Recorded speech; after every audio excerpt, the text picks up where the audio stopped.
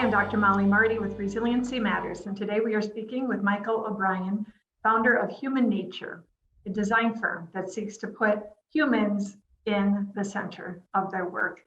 Mike is also the recipient of Worldmaker's Promise Leader Award. So congratulations and welcome, Thank Mike. you. Thank you so much. Thank you for the award, the opportunity to be here with you, and thank you for your work and what you all are doing.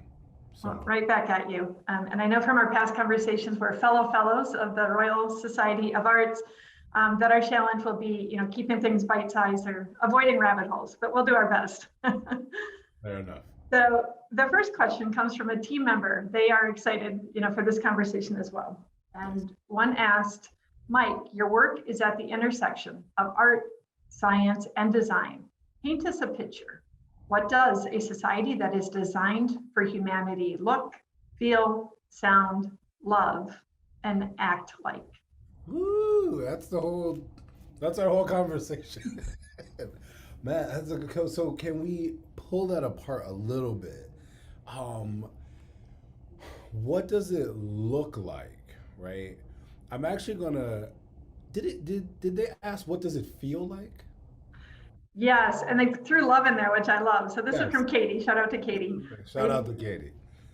What does a society that is designed for humanity look, feel, sound, love, and act like?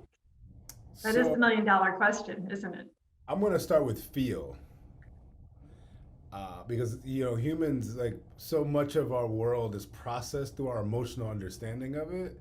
And what's always fascinating to me is that we believe that when something is objectively happening and our understanding of it doesn't match someone's emotional response, we believe that, like, by denying their emotional response, it'll somehow push them towards objectivity.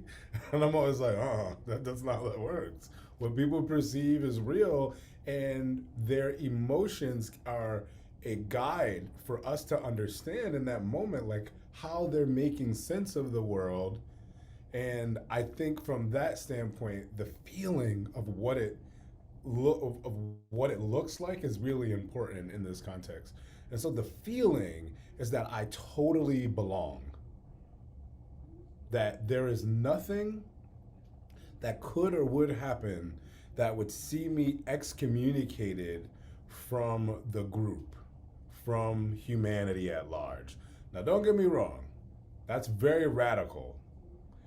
There are ways in which sometimes folks can visit harm on other people, and that does have to be addressed, right? I'm not in any way trying to say that what it feels like is that, oh, anything is acceptable and anyone can harm anybody. I just challenge us, to think about what it would be like to organize a society around a feeling of radical belongingness, and what it might mean to operationalize that at the earliest stages of life, so that hopefully you are making sure that the most harmful versions of people never emerge, right? That we actually have figured out a way to stymie off the kinds of outputs and outcomes and harms that push us to believe that prison or jail are the right places for certain kinds of people or certain kinds of experiences that people might find themselves caught in, right? I always challenge us to think about what does it mean on one end for us to organize around a world that is developmentally appropriate. And by default, that means what it'll look like is that if a 13-year-old is caught committing, as an example, if a 13-year-old is caught committing a crime like stealing, fill in the blank, that jail is not the place we automatically put them. That's not an okay response. That when somebody is in need of a learning experience to grow into the next level of income, that doesn't even cost. And I mean, I'm really talking a radical world in which what it requires for a human being to be whole, well, and thriving is just available. And I could go down a rabbit hole here, but I think this also hits on what does love look like? And again, I understand that we always will have outliers. Someone is going to cause ridiculous amounts of harm. And we can have a way to address that that's still humane, which might mean a type of exclusion that isn't at the same heights of like the death penalty, right? Like I think there is a world in which we can organize for safety in mass, understanding that safety still has nuances. What makes Mollie safe isn't what's going to make Michael safe necessarily. What makes Michael safe isn't necessarily going to make, you know, a team member, I think you said her name was Katie, that asked the question, but isn't necessarily going to make Katie safe. But there's a way we can organize and learn how to iterate towards a mass sense of safety that is very inclusive while still not suffering up all of humanity for the harms of a few, right? And that's the simplest answer I think I can give to a really great, thick question. Yeah, and you say that there's so many ways that we make people invisible on purpose. So how can we tend to this, to tend to increasing people being seen, people being accepted, people being celebrated, and beginning with meeting people's needs? How do we begin to tend to that? Just a couple of things I think that help us get there. One is you have to, in my opinion, and I'm going to make some absolutist statements, which I try not to make global statements all the time, but this one is a real one. I think it's incumbent on every human being to widen their lens of human concern, to widen the lens of curiosity around the experiences of others. And that's not going to happen just because we want it to or we will it to. You have to actively practice curiosity and a type of decentralizing of yourself as the most important thing in your world. And even if you don't necessarily value yourself as the most important thing in your world, there's still some work to be done around how you, A, begin to see yourself as having value. And that is going to be found in the kinds of relationships that we are embedded in. It's going to be found in the ways that we actually talk to ourselves. Because if we don't value ourselves, it's hard to value someone else. And you still inadvertently start to center yourself in a really backwards almost feeling kind of way, because it doesn't feel like you're centering yourself. But so much of it is still about you, just not from a positive standpoint, right? And so regardless of where we fall, we've got to practice curiosity about others while practicing curiosity about ourselves. And I think that is ubiquitously one of the first ways we start to step towards making the invisible visible, right? For ourselves and for others. Because I think it's a two-way street, right? Mm-hmm. The other thing I think is really important in that context is that from a systems perspective, you actually have to have inputs and activities that will create visibility as an outcome, right? Or visibility as an output. I talk a lot about shared humanity in my work.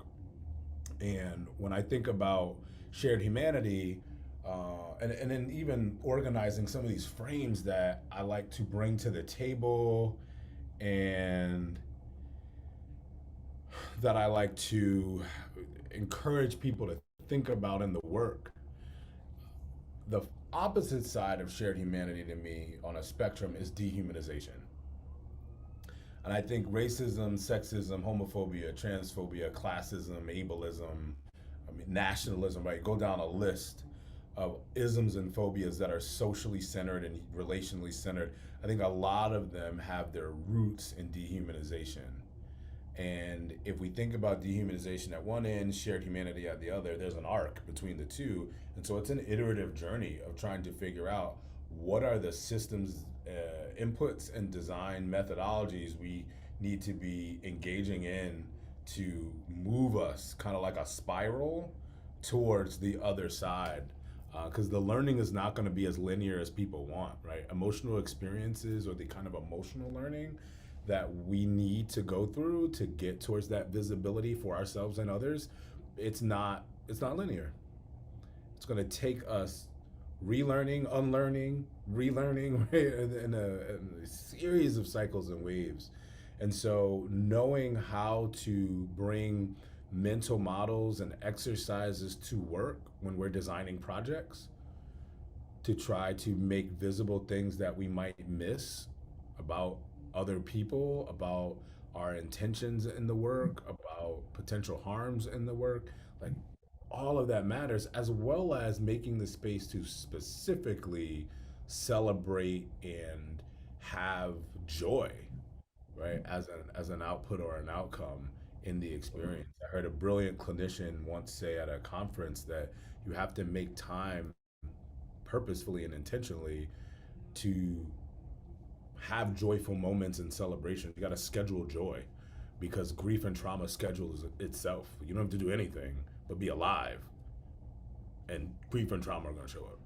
And so we've got to figure out how, again, you design and you put in the inputs for the breaking up of what I would call biased outputs and outcomes, and to also produce joy and celebration and meaningful engagements, interactions in people's lives.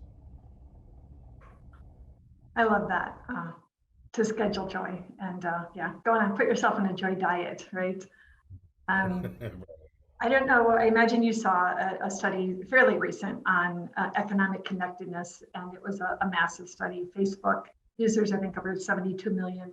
But in short, they found that people who are living in areas of poverty have improved outcomes, including higher revenue, when they have cross class relationships. So basically, the best thing you can do is have a poor kid be in friendship with a richer kid, right? Because it improves. And this brings up two things for me. One, you talk about immunity. This is another way to look at that, right? That some people have immunity, and those who have immunity can blend it.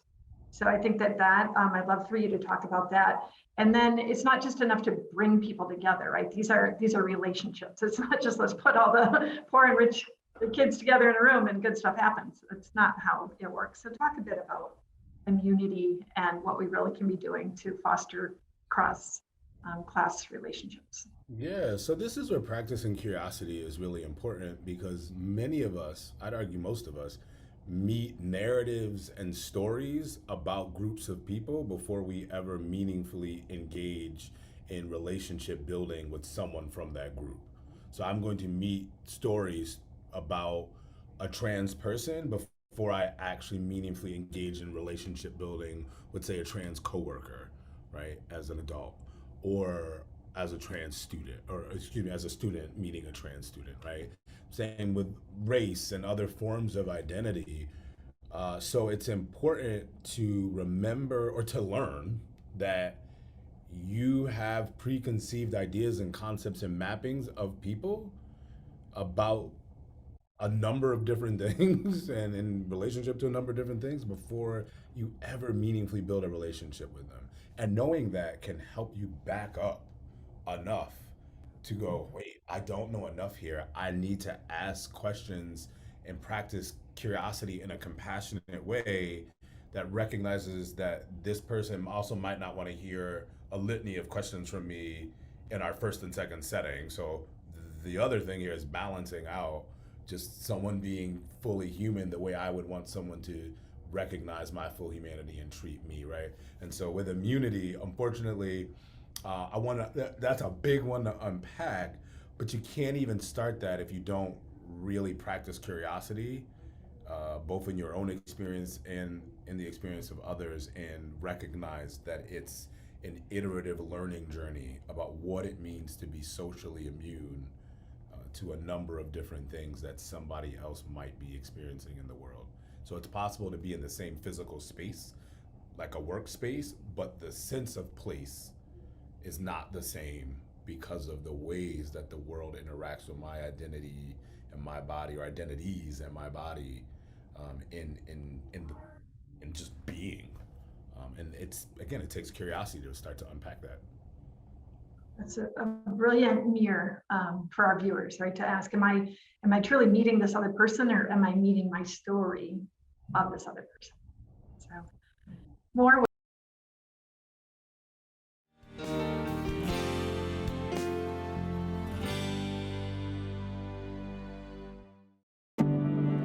Today, more than ever, you need fast, reliable internet.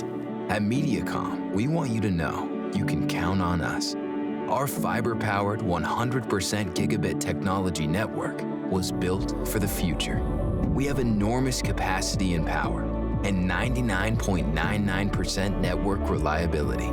So even though these are uncertain times, we're prepared, and you can be certain we'll keep your world connected.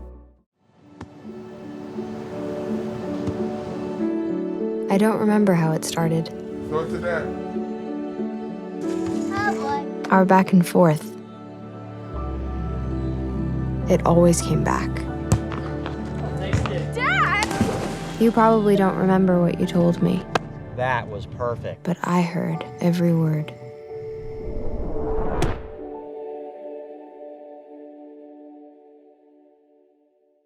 Not all internet is priced this good. Switch to Extreme and go super fast for as low as $19.99 a month for a year. Oh yeah, hook up your home with powerful Wi-Fi, 99.99% reliability, and speeds that are FCC proven to be faster than advertised. Not all internet is priced this good. Switch today and get speeds starting at 100 meg for as low as $19.99 a month for a year.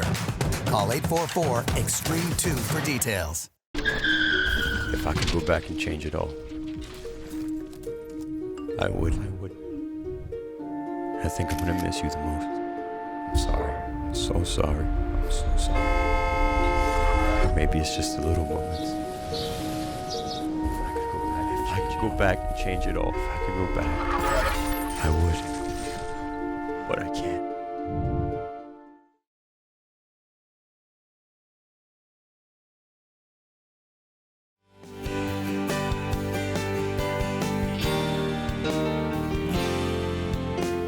Hi, Mollie Marti. Welcome back to Resiliency Matters. We are talking with Mike O'Brien of Humanature.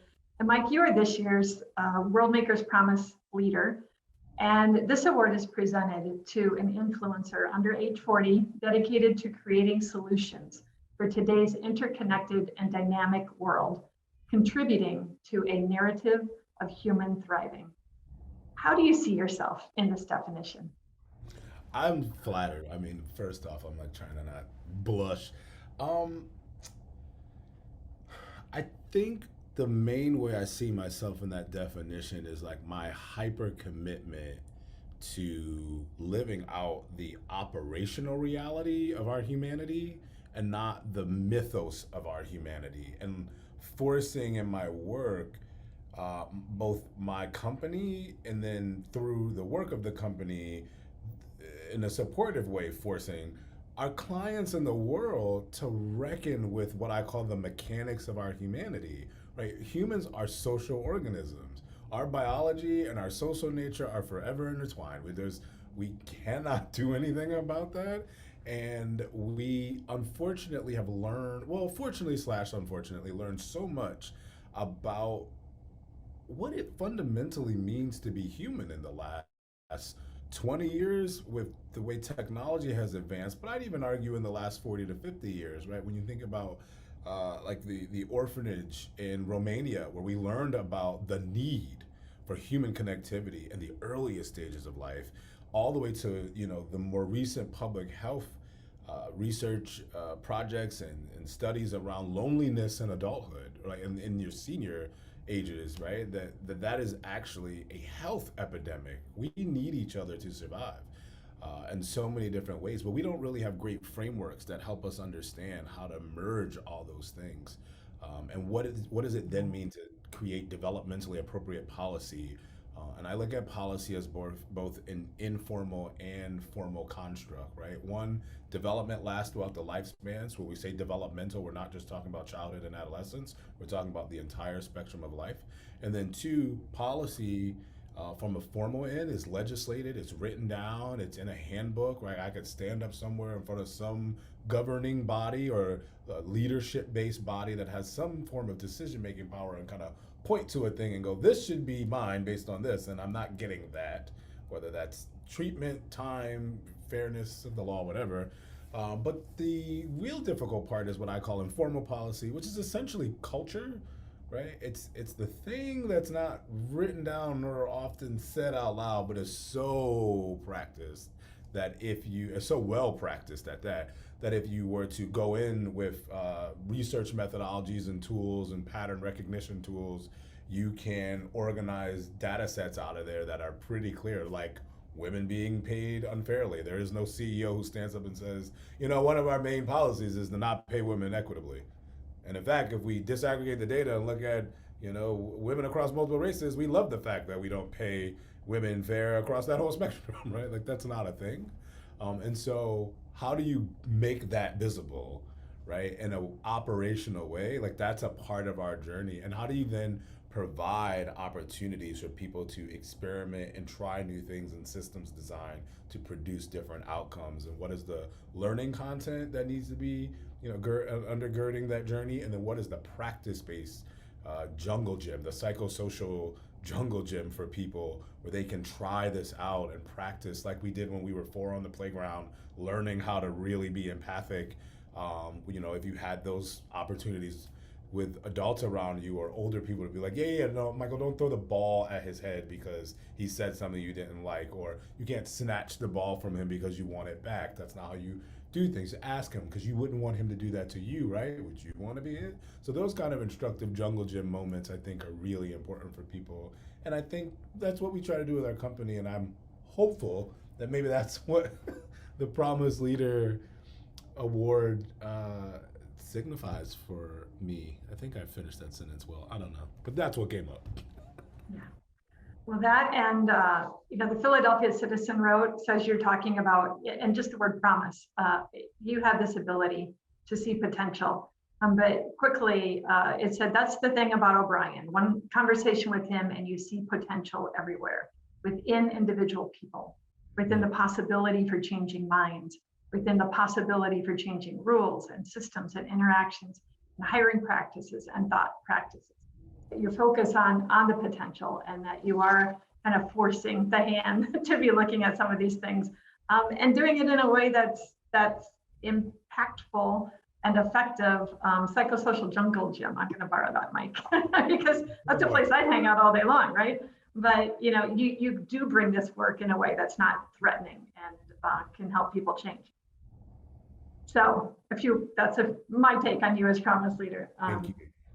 And I put together a lightning round just in case we went down some rabbit holes, because I know our conversations. So in a couple sentences or less, we're going to keep this tight. Complete these prompts.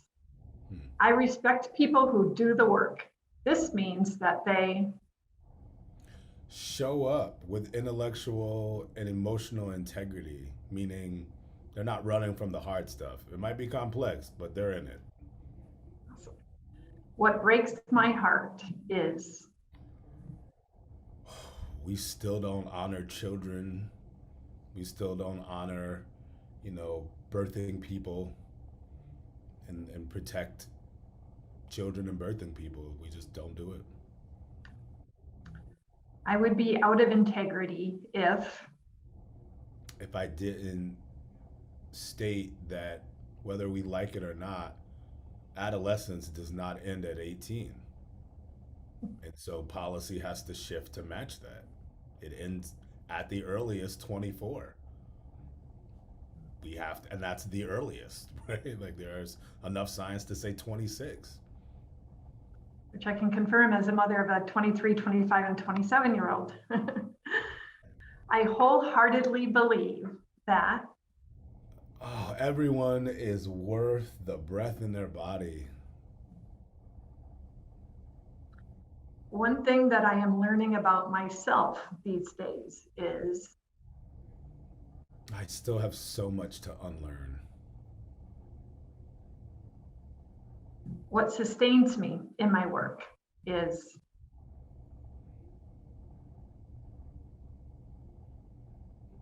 curiosity. I think I was hoping for something deeper, but I think it's that there's always something else to learn. There's always something else to healthily complicate the way I see and understand the world. You talk about the curiosity. I also think you have a unique take on, we go in after suicides, tragic loss of life, a lot of shakeups, natural disasters, how people often get stuck in that why afterwards. What would you say is a healthier way or more helpful way to engage, in the context of saying curiosity? Yeah, just sitting in that conversation of like why. I think part of being curious in a healthy sense is also accepting that sometimes there are very few answers to that thing you're asking. And it's okay. And accepting that and like going through the grieving process that goes along with whatever that means for you. Like even if death isn't involved, death isn't the only kind of loss that human beings have to organize around and maneuver through and make sense of, right? And there's a brilliant therapist and clinician. I guess he's also like a death doula, I think is the term. He works with families and individuals who are transitioning through the death process and the dying process, and or works with families who have experienced sudden and tragic loss of a loved one, and they didn't get to go through the whole other like working through process. But he talks about grief as a practice, right? That it's not something that happens to you, that it's actually something we must go through. The idea of grief as a practice is so grounding for me personally, because I would argue probably all forms of loss have some aspect of grief and grieving that is going to take place, whether I'm conscious of it or not. And so just being more present and aware of that for me has helped me out a lot, so that if there's a thing that happens and no matter how hard I press or look or try, I can't get another answer, or the answer that's satisfying or fulfills what I'm hoping to get.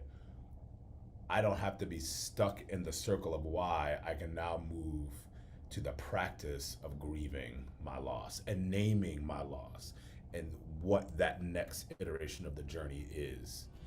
Because I gotta end up with an answer. I think that's going to be really helpful to people at this stage of the pandemic and beyond. So thank you, Mike, for all you brought today.